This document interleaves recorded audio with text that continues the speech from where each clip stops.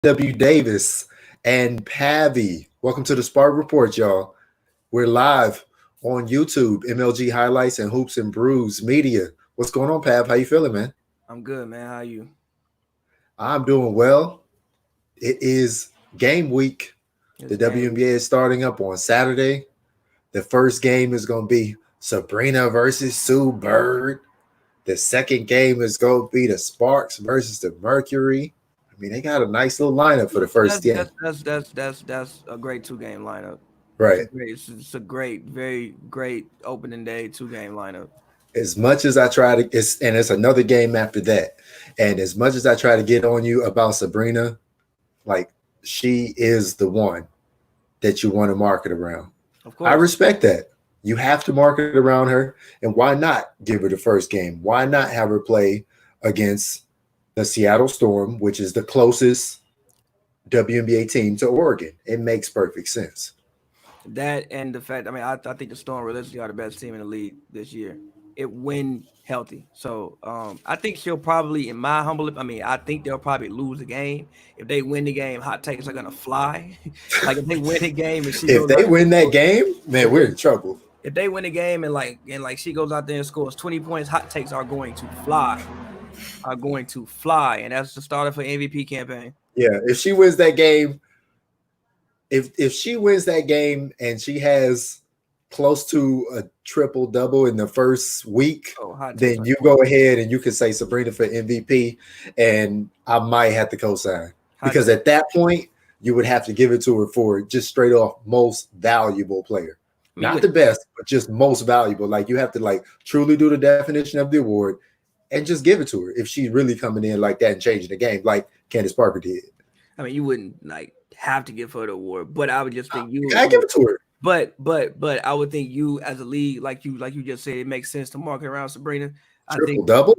No, I'm saying if she comes anywhere close to doing what we think, what she's been painted out that she will do, which is, again, people talk about her like she's the rebirth of women's basketball. So she's the rebirth of women's basketball. She's coming into the league, like you said. The league should do everything that they can to market her. And if she's that good, then she basically fulfilled the hype, and the hype machine is already behind her. MVP. And the other thing they did is, for some reason, if she's not that good, they have flexibility towards the second half of the season. They don't have to put the liberty on as many nationally televised games. I mean, they are the biggest media market. So if they're competitive, they'll keep playing. But if for some reason something happens and it doesn't work out, then they have some flexibility there. But we talked about go ahead. I just think you keep them on TV regardless. I mean, obviously, if they 1-12, no. That's what I'm saying. I'm saying. If it's drastic. Yeah, but as long as at least they're marginally competitive, especially with hopefully we can get back to playing sports more in the normal way next season.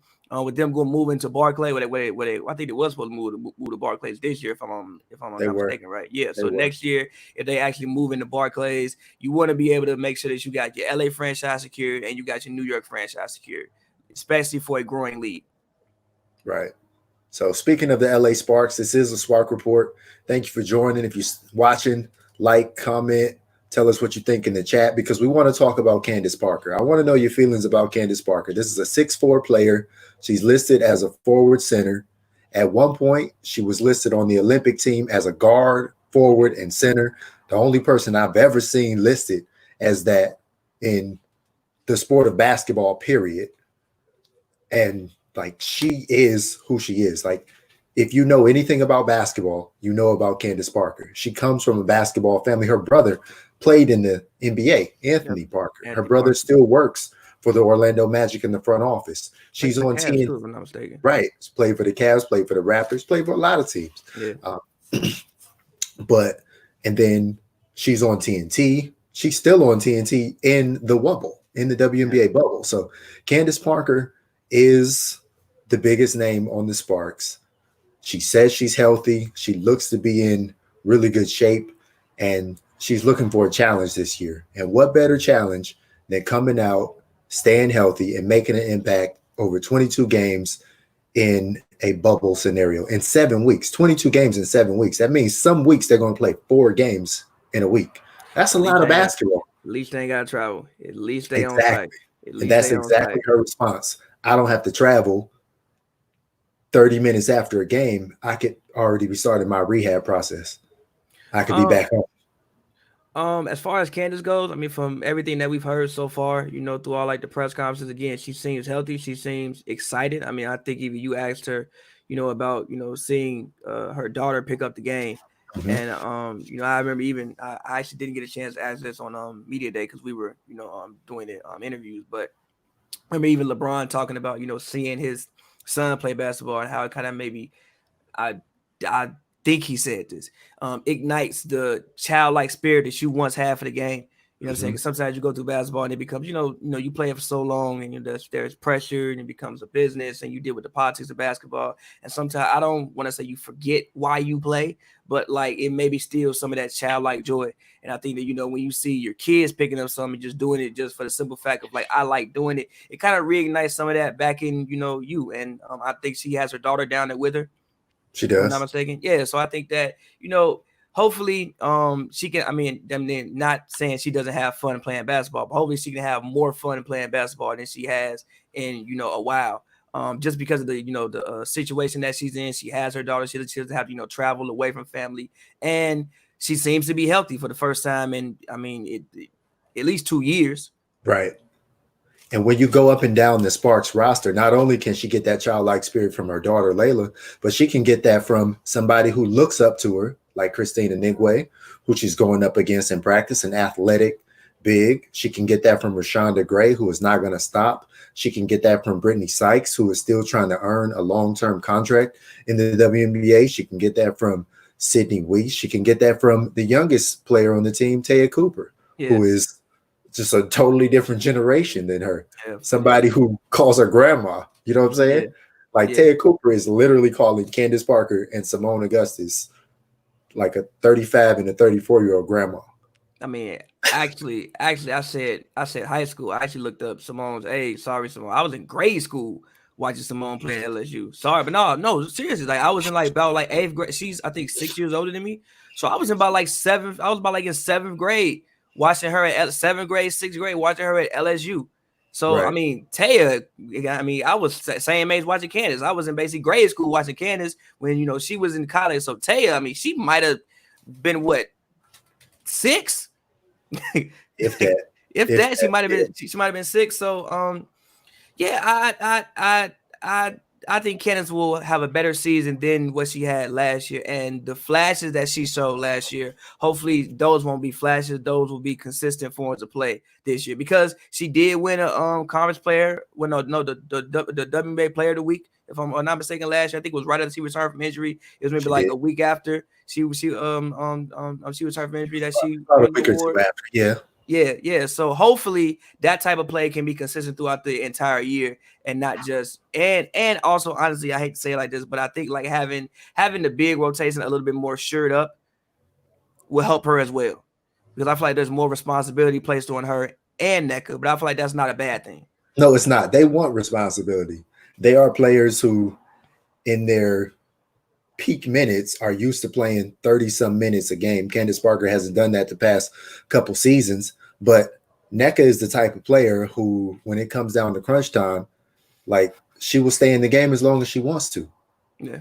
Like, she is a 2016 MVP. She's made the All-Star team several times. She's made All WNBA several times, All Defensive several times. Every award that she's eligible for, she's got it several times. Okay. And she's the type of player, she just plays. And it's tireless. And every once in a while, it may catch up with her. But that's what Derek Fisher has to do this year, is make sure it never catches up with NECA. Make sure it never catches up with Candice. Make sure it never catches up with Chelsea. And definitely make sure it never catches up with Simone Augustus. Like, you got to keep all their minutes low. Now, I don't think you can play Chelsea Gray 25 minutes a game. You're talking about a 40-minute game. She shouldn't play 40 minutes like she did last year. That's not realistic. It's 40 not minutes shouldn't happen. Right. Well, she shouldn't play 40 minutes, but I'm saying in a 40-minute game, it's not realistic that Chelsea is only going to play 25. I agree. But 30? She shouldn't only play 25. But 30? She can get up 32, 32, 33. She was doing 33 last year. And what happened? That's what I'm saying. So try to pull it back a little bit, man. Yes, but also the thing that Fish said is even, last year, I think one of the things that helps with rest is that you actually know when you're practicing. It was times last year they didn't know when they was practicing. They didn't, know the times. People had to go find. We remember times when, coach was talking about, yes, we're going to try to find y'all at the gym if y'all want to get shots up. That's true. Find y'all the gym. Like, we don't because this may be occupied. They may be doing some tournament here. I think the Drew League was even having games at that gym, if I'm not mistaken. And they had to go and practice somewhere in Pasadena or something like that. So at least they have one set site that they're gonna practice at. They have, you even see through the media days like this week, they're all at one time. They're not at different times. They're all at one time. So you have one set schedule. So I think all those things also help with rest. And like you said, the fact that they're not traveling anywhere. And it's not like, they had ladies traveling, charter flights. It's nah, a lot of it was flying commercial. So if I just sprain my ankle and now I got to fly commercial, the recovery process is going to be a little bit different as opposed to if I sprain my ankle and I go back to the crib 10 minutes later. Candice Parker didn't even travel when she was hurt. It was just she just had to stay at home. And then same time, you don't get the same, care because who knows, the team physicians may be on the road. So now you got to rely on, other things. So again, I think that them being all in one set site will even help them be able to play more minutes because I don't think they should be tired from on the court activities, but the off the court struggles shouldn't weigh as heavily on them. Ideally for me, if I'm Coach Fisher and Coach Trammell, I'm playing Candice Parker. I'm trying to get her to average 25 minutes a game. But I want a strong 25. You can play most of the first quarter. Probably don't play much second. They do a really great job coming out after halftime. They're a great third quarter team. At least they were last year. So I expect them to be that again. So you play a good amount of the third quarter. And then if the game is close, obviously you have to finish with Candice Parker. So somehow you figure out 25, 26 minutes in that. But Chelsea Gray, I wouldn't play her over 30 minutes. I know you said she can play 32, 33. I agree with that. But ask your bench players to do a little bit more. Now you have a true point guard backup in Taya Cooper. She's earning respect in practice. Why can't she play 8 minutes a game? That's 8 minutes. And then give Sydney Weiss 2 minutes to dribble the ball or just let Candace play point guard for 2 minutes by herself on the court. There's different ways you can do it. Brittany Sykes can bring the ball up the court. All these guards can dribble. Yeah, but also the thing about Chelsea TRP can dribble. TRP shouldn't be running. I'm just setting up the offense. Shout out TRP. But she played point guard her last year in North Carolina. Yeah, Sydney played point guard her last year at Oregon State. That's what I'm saying. All of these are versatile players. I'm not saying they play 5 minutes a game, 6 minutes a game. I'm just saying a couple possessions, a couple stretch. Yes, but it's ways to get Chelsea rest while she's on the court fences. When I don't think Chelsea needs to be the main ball handler every single possession down the court. Like when Candace is out there, like you said, you can let Candace run, point guard and play like the Nuggets do with Jokic. Jokic will bring the ball up. Jamal Murray's the point guard, but he's not bringing the ball up court every single time. And I think that also, especially the fact that you don't have Chrissy Tolliver this year, I think sometimes you do want to put Chelsea off ball and make her more of a scorer and not have to have her worrying about setting up the offense. So I think 32 minutes is fine. I'm not saying she go out there and play 35, 37 minutes. I think that's kind of unnecessary. I think 32 minutes, if you use her correctly, don't run her ragged. But that's why she averaged 33 minutes last year, is because there were those 40-minute games and those 38-minute games and those 36-minute games. And all of those added up for the occasional time when she only played 28, and that pulled the average to 33. So that's what I'm saying. There's going to be games when she's going to play 36, 37. So that's why if you're trending closer to 30 for most games, I think you'll get a more effective Chelsea Gray long-term, because all of these players are working themselves back into shape. And I think their averages will be closer to 30 for Chelsea and NECA and Candice 25 and everybody else 25 and under, because in the beginning of the season, the first week or two, you got to play everybody. I've talked about this numerous times on Twitter and on the show, expanded rotation. You have to have an expanded rotation in the beginning of the season, or inevitably something bad is going to happen. Either somebody's going to get really tired and fatigued, or I don't want to say it, but somebody's going to get hurt if you play too many minutes right out the gate. It doesn't matter if the Sparks are 2-2 after the first 4 games. It doesn't matter if they're 3-1 or 1-3. Now, if they were 0-4, yeah, it matters. 1-3 or 1-3 matters. No, 1-3 matters. I think 0-4 matters. If there's 1-3 after the first games, then the reason why I would say 1-3 matters is because of how last season ended, and certain people already have an agenda against Fish. So with the way last season ended, if you come out here and start 1-3, people gonna start talking. So I think 1-3, 0-4 matters. If they 2-2, it's whatever. It's 2-2, fine. Nobody's gonna be mad about it with a 500 record. 1-3, depending on how the 1-3 happens. Yeah, but this is how 1-3 can happen, real easy. Because depending on how the 1-3 happens, the first 4 games are the Mercury, then the Sky, then the Sun, then the Storm. That's all in a week. That's Saturday to Saturday. They can easily mess around and be 1-3. They can. And I'm not saying they will. They can, but then you're gonna hear people talking about, well, they were supposed to be championship contenders. Are they really that good? The talk. Right, but then the next 2 games after that are the Fever and the Aces. So then they could be back to 3-3. But after the first 6 games. But again, it's about. I mean, you can lose the games, but how did you lose those games? If you just lost competitively, then it's like, all right, whatever. Like you could easily be 3-1 and not 1-3. But if you come out there and get smoked. Yes, if they get smoked, then there's a problem. But I can't see that happening with the style of play I'm expecting for the beginning of the season. I'm expecting up and down. I'm expecting Chelsea to have opportunities to get our ISO gray on. I'm expecting Candace opportunities to do that. I know we talked to Simone Augustus, and we'll talk about that a little later in the show. But she was saying, "Oh, I don't know if I'm gonna be doing my ISO and my she is." She's gonna get for it. She's gonna get that ball if she's coming off the bench, which I mean, I think she is, but who knows? After a while, who knows what's really going to happen? I want to talk about that too, and I think that's something we want to continue to talk about. Is like, will this starting lineup that they start the season with be the lineup that they finish with? I know Candice Parker is going to start the whole season if she's healthy. Candice and Chelsea's going to start. I know, and TRP is going to start as well. Yeah, but the other two, I don't know. I mean, I think TRP is going to start for. I think so. The entire year, just because of what she brings to the game defensively. I think you always need to have somebody who just focus on guarding somebody. I think she should start the whole season, but I don't know if she will. I think she should because I think TRP is the most selfless player they have that can start. I agree. Like she's not going to be looking to, as soon as she gets the ball, shoot. Like offense is not going to be her first thought, but that may be Raquana's first thought.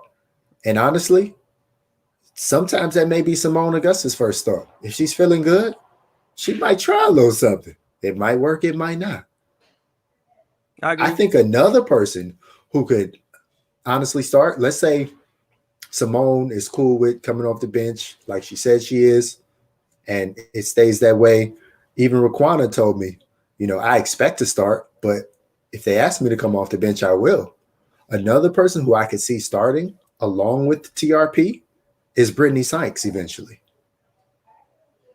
Now, I don't know how much time they're going to give Brittany Sykes to gel with a TRP, Candace Parker, Nneka Ogwumike, and Chelsea Gray lineup.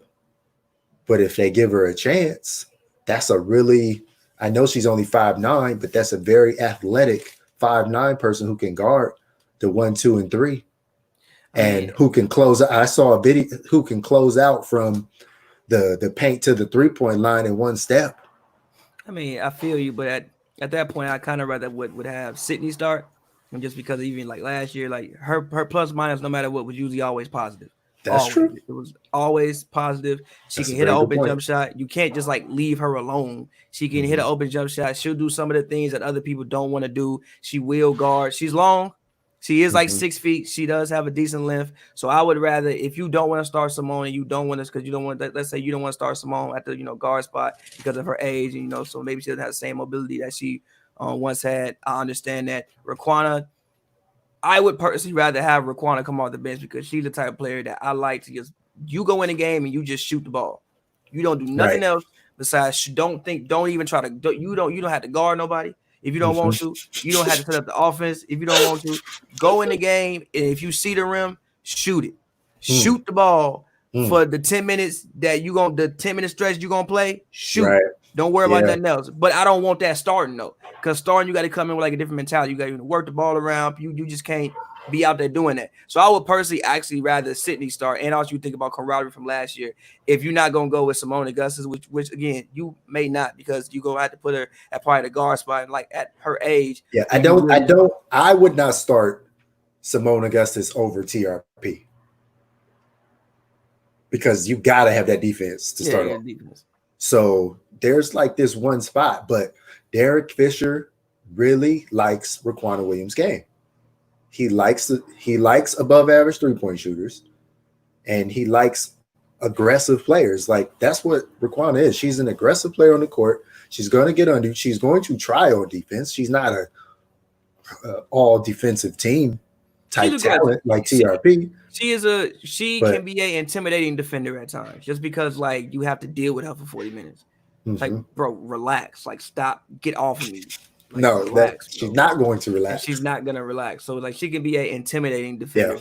They have so many options. And, if there comes a stretch in the season where, because Derek Fisher is asking all of the players to be honest about how they feel, because it's 22 games. The goal is to make it to the playoffs, first of all, and then eventually win the championship.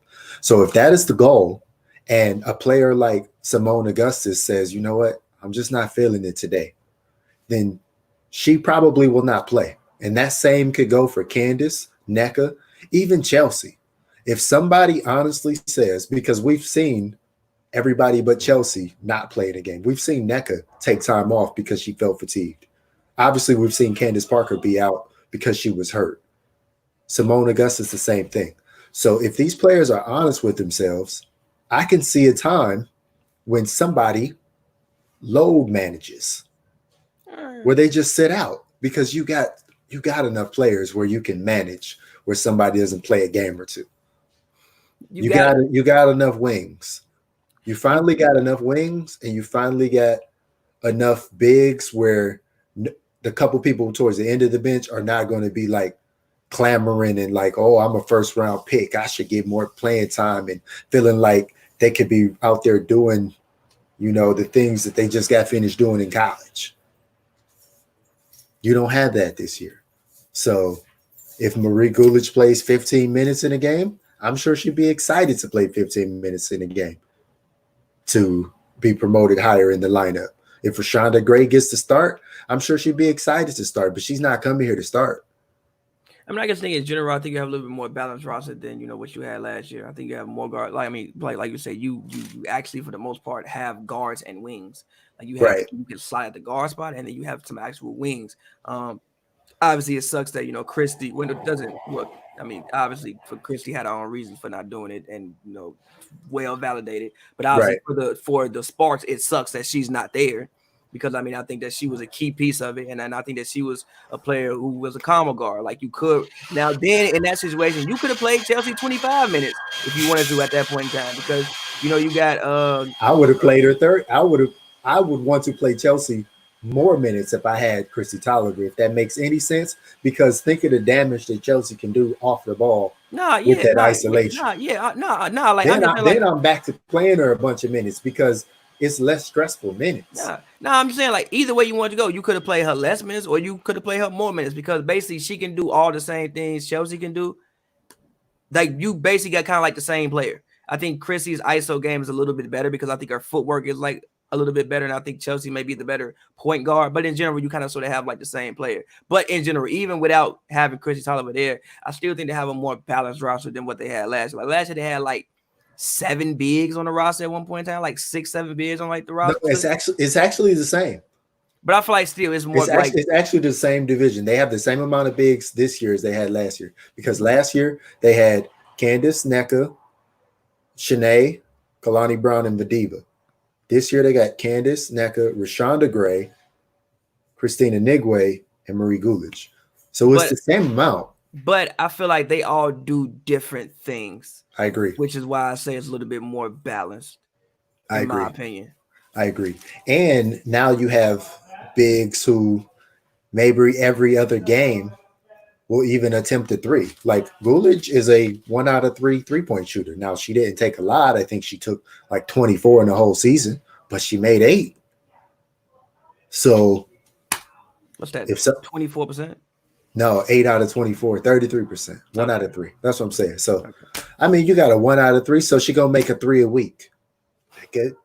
That 3 could help. The way you said that was hilarious. She gonna make a 3 a week. What? She takes 3 in a week. She makes a 3 a week. She gonna make a 3 a week. But no, like I mean, but it's the spacing. That's what I'm saying. No, not even that. It's like even listening to like somebody like Rashonda talk. She seemed like she just want to come in there and do everything else everybody else not gonna do. Exactly. So she just want to come in there and you know what? Hey, if tonight I got a box out, I'm fine with that. I'm just happy to get on the court and get playing time. I don't know. Like, go ahead. Everything Chene was trying to do off the bench. Yeah. That's what Rashonda Gray is trying to do. Yeah. And it was harder for Chene Agumake to do it because she was used to being a starter and she was used to getting that initial read, starting the game, knowing exactly who she's going up against and thinking about it methodically as a Stanford University self-proclaimed nerd would do. She's an analytical player. She's also used to getting touches. Like if you was used to getting, let's say, I don't know, just for reference, 40 touches a game, and now they go down to 20, you have affected my game a lot. As opposed to Rashonda, I don't think in no time in the WNBA has she ever seen 40 touches in the game, probably. No, like, she hasn't seen that many since college. College or maybe even high school. That many touches. College. She was a dominant player at Cal. She ain't seen that many since college. Right. So you saw this ball player who come into like a whole different mindset and mentality. Whereas like Shanae had to adjust her game. Rashonda coming in like from the first day we ever talked to Rashonda, she was like, I just want to hustle, get rebounds, and bring energy. Right. She didn't say she want to score. She didn't say nothing. She's I want to hustle, rebound, and get it, bring energy. Nope. So like those are the players that you want to have coming off your bench. Right, and that's why I'm so excited in my mind to see a person like that be the third big, because you're only taking Candice or Nneka out. You don't take them both out at the same time. So when they're separated, then that's going to allow one of them to really be the primary post scorer and truly shine. Both of them can make inside baskets with relative ease for the most part. Nneka has a great up and under, like that's her patented move. Candace Parker is obviously going to be looking to make those easy shots that she missed last year. So Rashonda Gray is a perfect complement for them.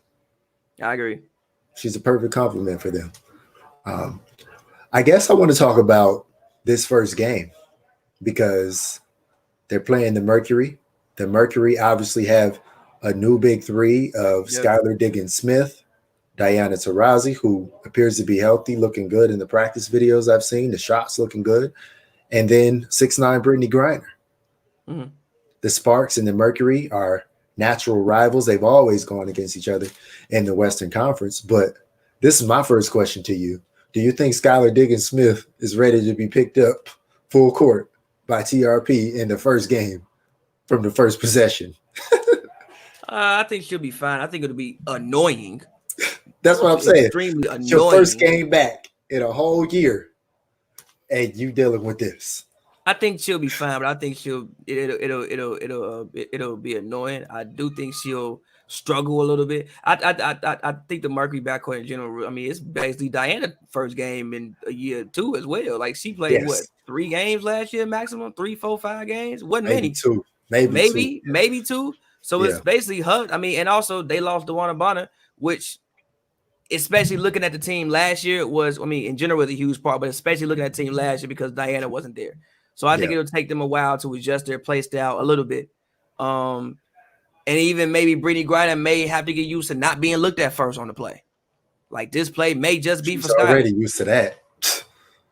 But not with last year though. Like last year, Not last year. No, last year, right? They gave her the ball. They like last year, she was usually the first option on every single play. Now the years past when you play with Diana and things like that, okay, cool. But this is 2020, and we going off what happened last year. Yes. Last year, so she may even have to readjust her game a little bit. I think Phoenix will be in the end as long as they stay healthy. I think they'll be right there. But I think initially, I think the Sparks will have. I could be wrong, but I think the Sparks will have a little bit better chemistry initially than what the Mercury will. I think the Sparks are a deeper team. I believe the Sparks have 12 and the Mercury do not even have 12 players in the Wubble right now. So they're already a statistically or numerically deeper team. Like you said, I think that they have a lot more chemistry. And I love the big three of the Mercury: Skylar, Diana, and Brittany Griner. I love it, but I feel like their margin of error is razor thin. Like one of them get hurt or one of them not going the way they want them to go, they back to last year. Back to barely making the playoffs. Always competitive, but I mean, I think because we only talking about 22 games. You slip up for like 8-9 games. That's fair. You barely making the playoffs. That's fair. That's what I'm saying. You have a rough 2 or 3 weeks. That's half the season. Like you got to be on point from game one, yet you still got to play expanded rotations and not get anybody hurt from game one. So there's like gamesmanship in here. So like you can't show all your moves and use everything in the first couple of weeks just to get those first couple wins. But like you said, if you're the Sparks and you're a championship contender, you don't want to go 1-3. Same for the Mercury. You don't want to go 1-3. Any of the teams that think they have a real shot at the championship do not want to go 1-3. Even the Sun don't want to go 1-3 the first couple games. Nah, you don't want to go 1-3. Nobody wants to go 1-3. But I guarantee you, after the first 4 games, there's going to be some 1-3 teams. Everybody's not going to be 2-2. I can agree with that. Everybody's not going to be 2-2. There might even be somebody 0-4. It might be. Now, can you imagine being 0-4 after the first week and you play 4 games in a week? How would you feel then? And you got to sit around each other. That's going to get real uncomfortable. So check this out. So this is my thing. This is my thing about the Wubble. And I want to see what happens when there's true adversity in 7 weeks. Yeah, facts. Imagine being a team, the first 2 weeks, you 1-6 or 1-7, and you are a player at the end of the bench barely getting any playing time. Imagine you done played in 7-8 games, you done played 10 minutes total. Because they just think you're a practice player. What you gonna do then?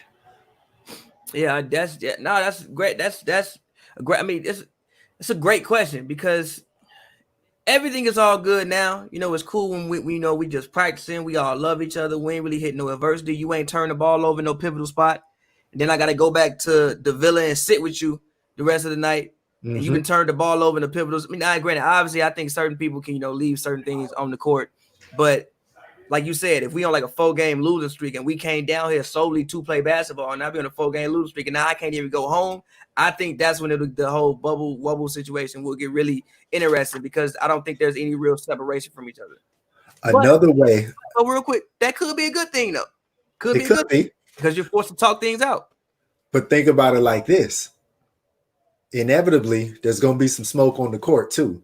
We saw it last year when the Dallas Wings played the Mercury when Brittany Griner and Christina Nigwe got in their fight or whatever you want to call that. Okay. Now I want to say, first of all, that they've squashed it. They have met up during the offseason. They've even worked out during the offseason in Phoenix. So there is no more bad blood between them on the court. But if you're talking about 12 teams playing 22 games, somebody is not going to like something that somebody on the other team did.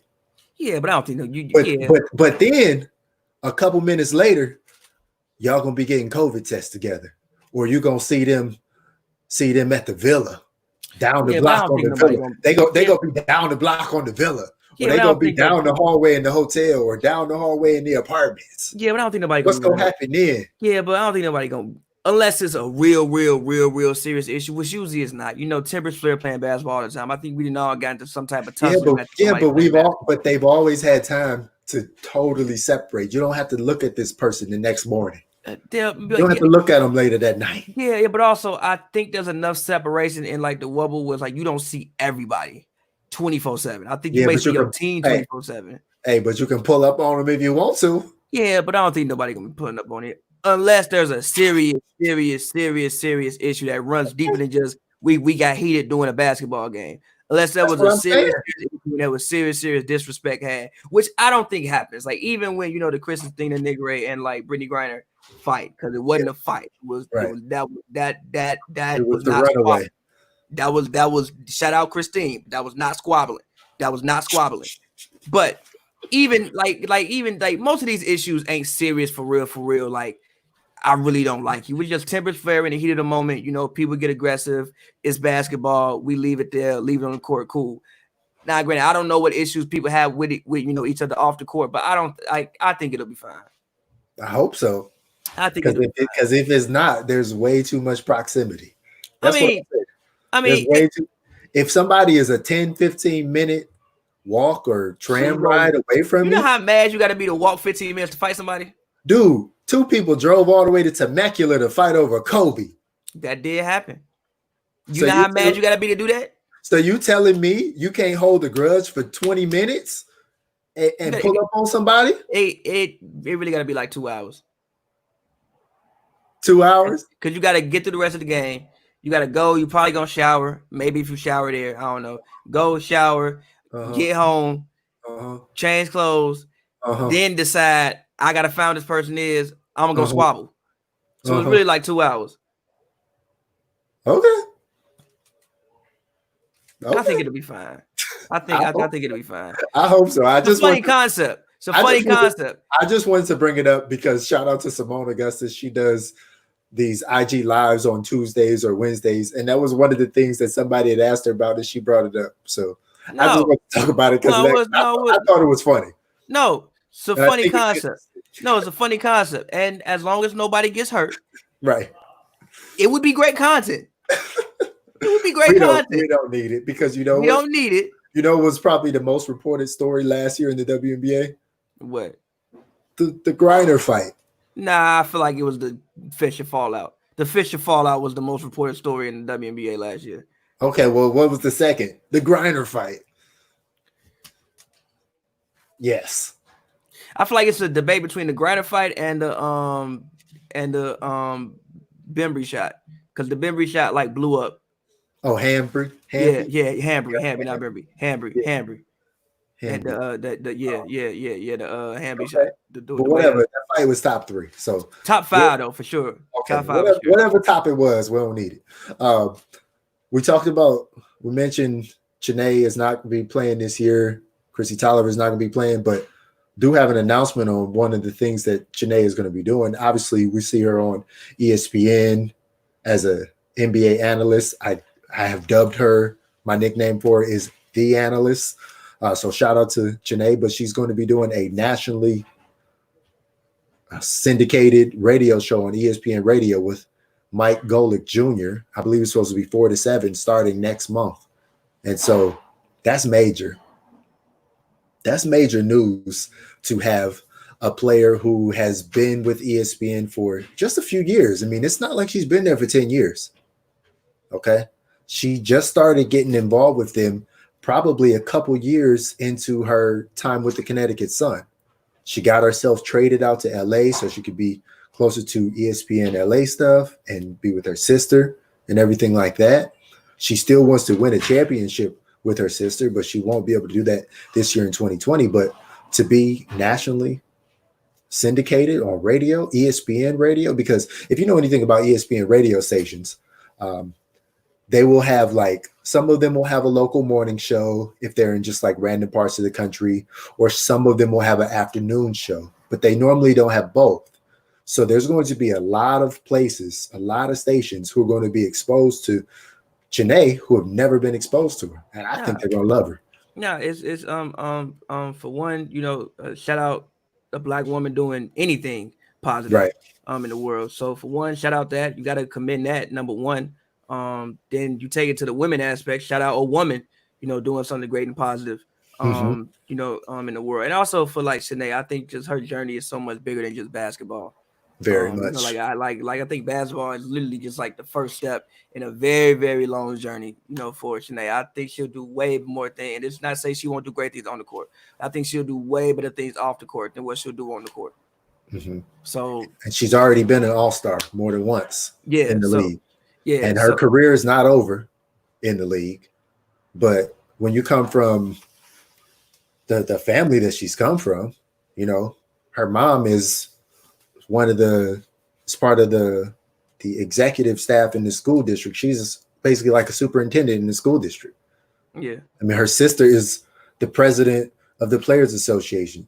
Janae herself is one of the vice presidents of it. Both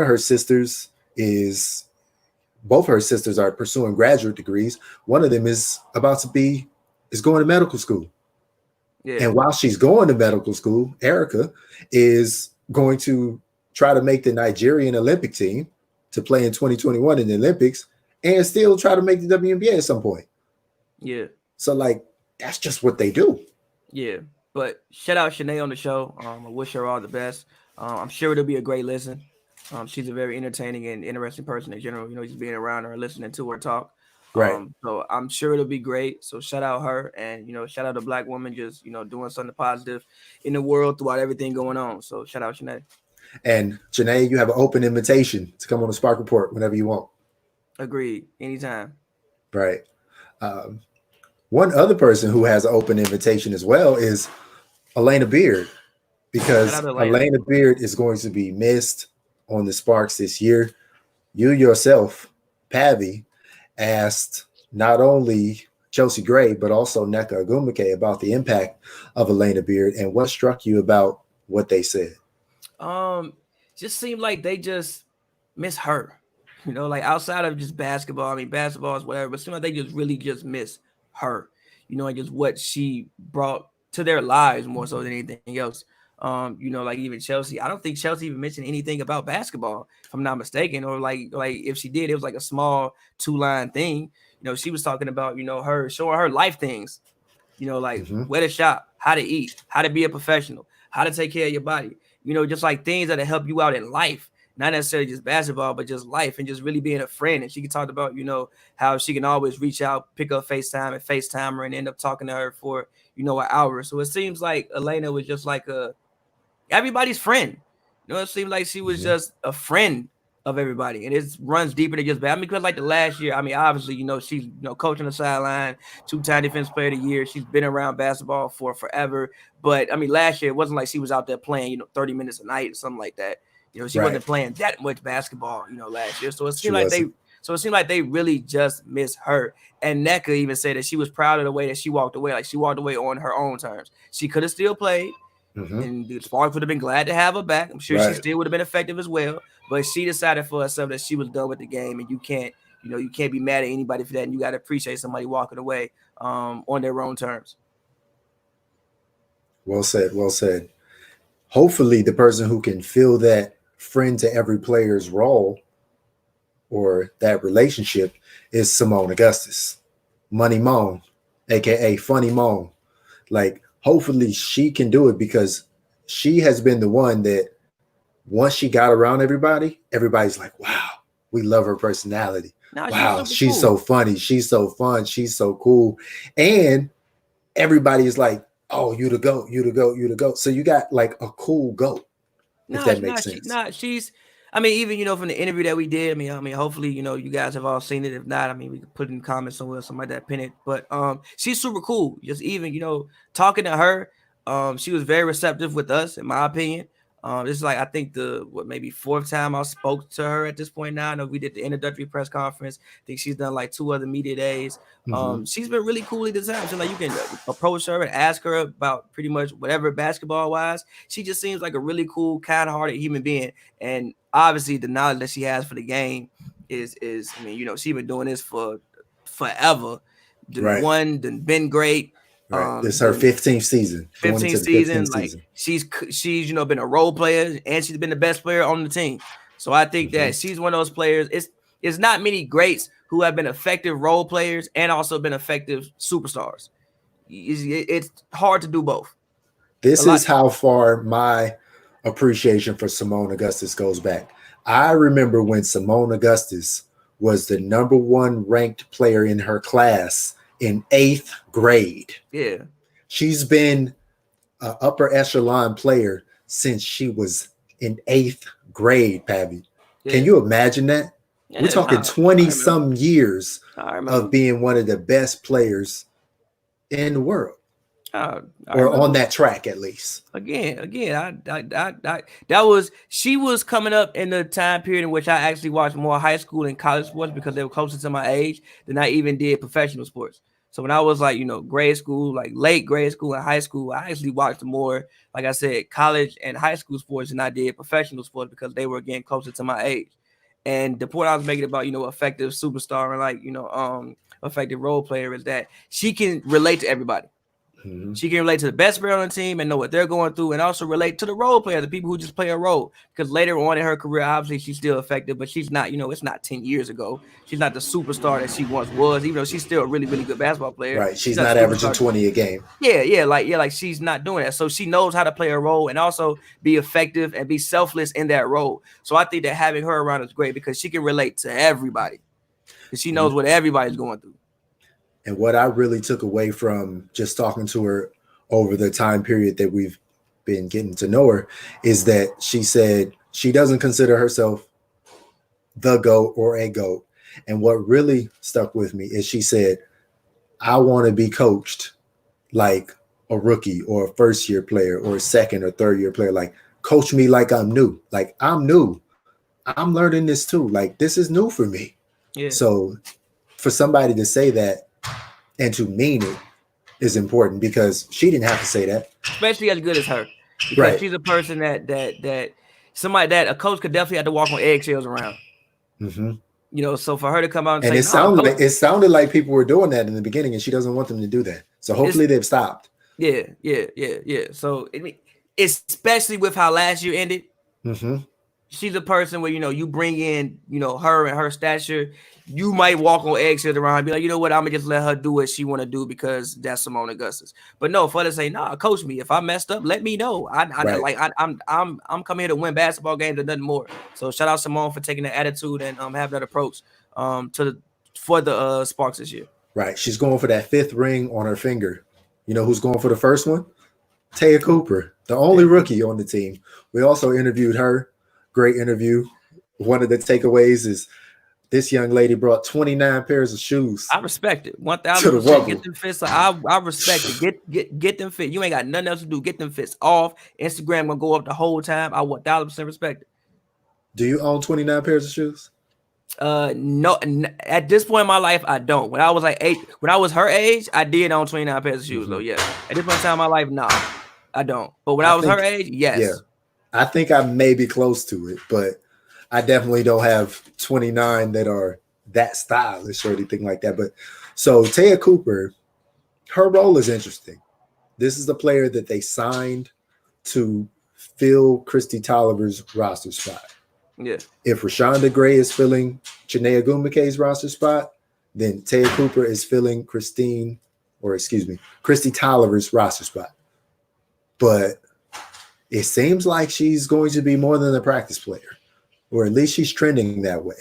Like, yes, she's D'ing up in practice, and she's going to give Chelsea Gray some competition in practice and make her work hard and everything like that. But it seems like I'm really interested to see what happens when Taya Cooper gets her opportunities. She can play. I believe they will be limited in the beginning, but let's see.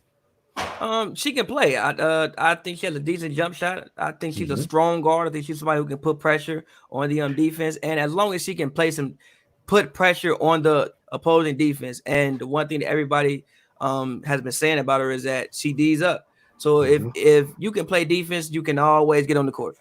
And even if you missing shots, if you're going down on the other end and competing defensively, there will always be some room for you to play at any level of basketball. Definitely. And if I'm talking about Chelsea Gray only playing 30 minutes a game, you're saying 32. That's 8 minutes right there. Like, if the Sparks could literally give her all of the backup point guard minutes, I'm sure they'd be fine with doing that. because there's other things that Sydney Weiss, like you said, there's other things Sydney Weiss can be doing than worrying about being a primary ball handler. There's other things that TRP can be doing than worrying about being a primary ball handler. Same goes with anybody else on the bench that is a guard height. Right. There's other things they can be doing. So if Taya Cooper can handle 10 minutes a game, and you know you can count on her, and you're going to be like, ooh, that was a tough 10 minutes of defense. Oh, she got a nice couple looks at threes. Oh, that was a nice strong drive to the basket. Then this is a player who's going to earn herself a contract from some WNBA team long term. I think whether it's with the Sparks or somebody else, like this is her opportunity in that 8 to 10 minutes that she's going to get initially, or I don't know, 5 to 10 minutes that she's going to get initially to stake her place in the league. I think that she'll be fine. And also I think that her being in so many situations in college will help her. I think that, I mean, I would assume she's used to a lot of different styles of coaching because, I mean, you can play for what, four different schools. So it's she not played like for Tennessee, South Carolina, and Baylor. So she played 3 in college. Three. And then she had, you know, partial off season in Phoenix or with Phoenix via Zoom. Yeah, so you've been used to different systems and different coaches. I just think that can help you adapt. Mm-hmm.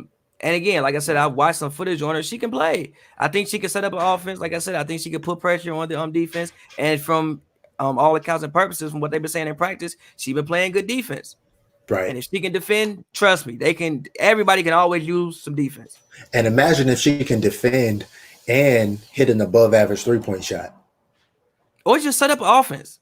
I think that sometimes just setting up an offense and just knowing when to get somebody a touch. Like, not to compare Rondo. Rondo's not the greatest 3-point shooter, but Rondo gets on the court because Rondo plays defense, and also Rondo just knows the game. Like, okay, let me slow down. This person needs to touch. This person needs to touch. The ball should be swung here. Nope, let's call a play. So if she can just do things like that and actually be actual, like, really what you want from your backup point guard is come in and study the game. Just study the game. Mm-hmm. Don't let 10-0 runs happen. Right. Don't let 8-0 runs happen. Like we saw last year. Yes. Yeah, like just come in, just study the game. Just come in, keep it. If it's a 4-point lead by the other team, keep it around 4. If we got a 6-point lead, don't let us be down 4 when the starting point guard come back in. Just study the game. And most definitely, if the Sparks can get up to a 20-point lead or more, like they did several times last year, don't make Chelsea Gray have to come back in the game. Don't lose a game. Just stay. If we get a 20-point lead, let's win by 14 at least. Yes, and let Chelsea Gray take a break. Yeah. Chelsea needs to play in the playoffs. And if all of that happens, Taya will be playing in the playoffs as well. I agree. Because, again, like you said, like she is the natural point guard on the team other than Chelsea Gray. I agree. I think it's a great opportunity for her. Again, I think every single player on the Sparks, if the Sparks do what they think they're going to do and win a championship, every single player on this team, obviously they will not be on the Sparks next year because they want Christy, Janae, and Maria Vadiva to join the team or rejoin the team. But there will be a place for all of these players in the league. And that's how I would be thinking about it. Yes, I want to stay on the Sparks, but I mean, what I really go ahead. My bad. What I really want is to stay in the WNBA. You never know what. I mean, like they're gonna keep this 12. I mean, obviously not this whole 12, obviously, but if you come out here and make a good enough like if Taya Cooper come out here and look like she the point guard of the next 10 years, you might have to let somebody go and make some room for her. You can because you're going to have free agents. You will have options. So I mean, hey, you never know. If you just come out here and perform and let everything else take care of itself. You win a championship, Simone should be good. She's not going to tell you it right now, but she should be good. 5 rings, done it in 2 different places, done it in the Wubble. What's left? You never know. What's left? Like I said, you never ever know, especially if you come out here and have a good enough performance and have a good enough showing that they like, yo, we might need to keep you around for the future, especially if you're a younger player, less than 4 years in the league, around 25 years old, something like that. Hey. No. You're right. No, you're right. You're right. So I will amend my comments. So if I'm a player, I'm going to take this opportunity to do whatever I can to make the Sparks next year. I mean, make the Sparks next year. Stay in the. But I think you need to take the opportunity to do whatever you can to be the best player you can be, and let everything else handle itself. Okay. Because it will. Because there's room. There's room for all of these players. There's room for all of these players if they are all successful this year. Somewhere, either on this team or on some other team. Somewhere, just come out here and be the best you can be, and let everything else take care of itself. I agree with that. I wanted to talk just a little bit about Derek Fisher, and then let's end on Elena Beard. So Derek Fisher is his second year, but it's a different year. As you've talked to him about, he's going to try to figure out how to take time for himself inside of the bubble. But you and I both kind of have a similar mindset about Derek Fisher. He seems to be very meticulous, and I know he said that to you, but I don't know how much he's not thinking about basketball in there. I think he's going to spend a lot of time worrying about basketball, but hopefully he's spending a lot of time, thinking about how to do it a little different, because you can't do it the exact same way as last year. You do it the same way, you'll probably get close to the same results, which they finished third in the league. That's good. That's almost great, but it's not good enough if you're trying to win a championship. I agree. I think that, hopefully he's learned from the way it ended last year. I think that last series against Connecticut, I think the Sparks got outplayed, but I also think he got grossly outcoached. I think even if you ask him, he'll probably tell you from a competitive standpoint, a battle of the head coaches, he lost that. Mm-hmm. And again, I think sometimes people don't realize players get better, but coaches also get better. Sometimes you got to coach in that situation before to know what to do the next time that situation comes around. I even think having 40-minute shots, with his, rotations, or having the rotations is the thing to me. Rotations was a thing. I also think he's used to NBA. You have training camp, everybody's there. You get the W, you have training camp, everybody's not there. The one thing about this year, for the most part, everybody was there. Everybody was there. Everybody was there. And Neka made a great point. Nobody was trying to make the team. Everybody who came was on the team. Yeah. So you could just get to work. There's no grandstanding. There's no, I got to do this and got to do that. No, we all on one accord. We all on the team. As long as we all stay healthy, COVID and otherwise, that's the squad. Yeah. So I think that he was shocked by a lot of things last year. That being his first year in the W, coming from the NBA, and being used to that, and just being in the NBA circle for maybe the better part of like 20 years basically at this point. 20 years, yeah. 20 years, and then coming to it basically. Obviously still basketball, but still a whole new league. I think some things kind of shocked him a little bit. So I think this season you had that 1 year under your belt. All right, cool. He may feel more empowered in the organization this year. I don't know. I can't 100% speak to that, but some with the all-season changes, he may feel more empowered. He may feel been asked to do more. He's been asked to consult more. Yeah, so he may feel like his feet are more entrenched in the sand. So I think he'll be better this year. He even sounds more sure of himself and sure of what he's doing, at least from when I've talked to him, than he did last year. I agree with that. And I want to give you the final word. Elena Beard, she did not receive her medical exemption for Lyme disease. I know that the Mystics have said they did the right thing. Have said that we will pay her to rehab her back. They did I told you. I believe I told you that if I was her, I would have just applied with the back. She go ahead. Or maybe apply with a comma, Lyme disease and back. She literally. Tina Charles got hers for asthma. Yeah, but asthma is on. See, the thing about what people won't realize is it wasn't that the WNBA was just being hard on her. Mm-hmm. The CDC doesn't have Lyme. The actual CDC doesn't have Lyme disease as a high risk disease for coronavirus. They have asthma for it because obviously it's a respiratory disease. You already have asthma. You catch a respiratory disease.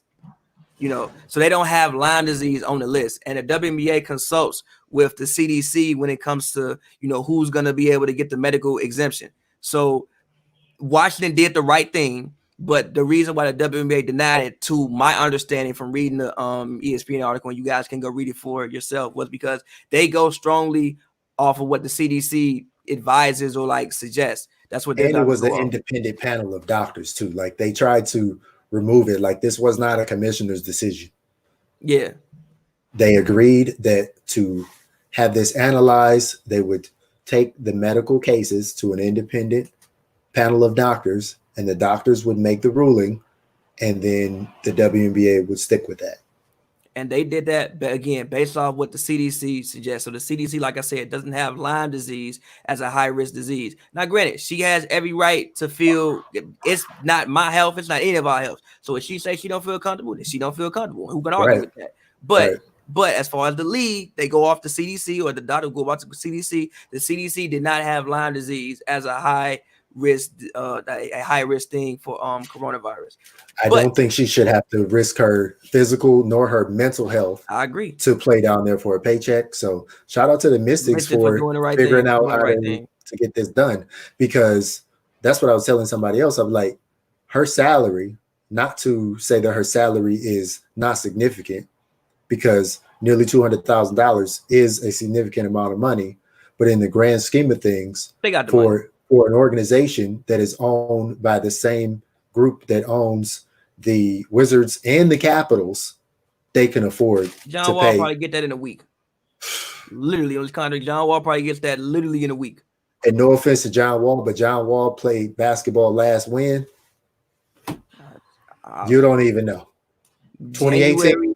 2018, I think, is probably the last time he played basketball. Or no, December 2018 was the last time he played basketball. December 2018 was the last time John Wall played basketball. But yeah, so shout out to Mystics for doing, doing the right thing, especially with, all Deladon has given that organization. She deserves, and also she's probably not even healthy. You literally had back surgery in January. Sit down. Like literally, you're right. You should apply for the sit. I know your back can't be. She should have just applied with the back. Wasn't it like, did she have surgery on like her disc in her back or something like that? Yes. And sit down. She played the finals with three. Yeah, sit down. Sit down. Yeah. Sit down. Yeah. So again, enjoy yourself. Take a year off and enjoy yourself. Shout out to Mystics for doing the right thing. But I just wanted to say that because I think people were like pointing a finger at the league, and like, I mean, I can understand, like, when you read the title, it looks horrible. But then when you go in and read the article, it's like, okay, I can rationalize with why they said no and put the onus on the Mystics to do the right thing. And the Mystics did the right thing. So shout out to Washington Mystics. And Deladon, I hope you heal up, get better, and enjoy your time off. And I would just add that going forward, if I was the league, I would always put a little clause in there for or a commissioner's exemption. Give Kathy Engelbert the opportunity to do the right thing, because everything she's done so far seems to be that.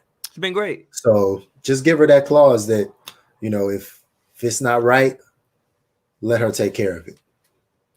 Agreed.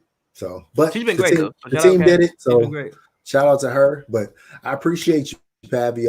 Shout out to everybody who's been watching this on MLG Highlights, as well as Hoops and Brews. Drop a like, subscribe, all of that. Like, subscribe. Share this as well. I got a lot of people who are enjoying this Sparks content on Facebook. So shout out to the Facebook groups as well. You can find me on Twitter, Instagram, and YouTube at John W. Davis. Where can we find you, Pav? I'm at Pavy World, Pavy World, all one word, on pretty much everything. Okay. So you can find the rapper extraordinaire, Pavy, as TPJ calls you. But shout out to you. Shout out to everybody watching. Even shout out to TPJ as well for his help putting this together as well. But I'm looking forward to the start of the season. Next time we talk, we will see how the Sparks have begun their 2020 season in the Wubble. All right, y'all. Peace.